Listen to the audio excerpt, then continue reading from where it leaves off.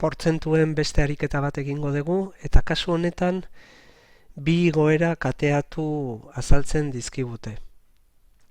Honela dio, herri batean orain dela 2 urte 6.500 pertsona bizi ziren. Iaz biztanleen kopurua 5% hasi zen, eta aurten 7% hasi da. Zenbat pertsona bizi dira herri horretan gaur egun?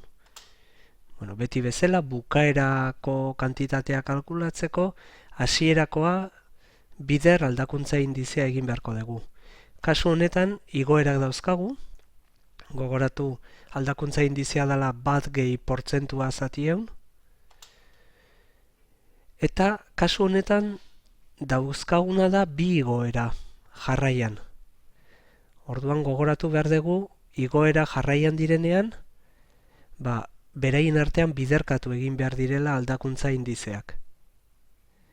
Orduan bukaerako kantitatea kalkulatzeko, hasierakoa bider 2 aldakuntza indize horiek egin beharko dugu.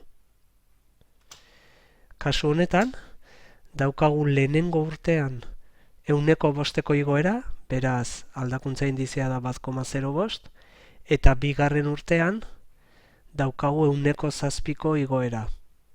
Beraz, aldakuntza indizea izango da 1,07. Biderkatzen ditugu eta 2 urte pasa ondoren biztanle kopurua izango da 7.303.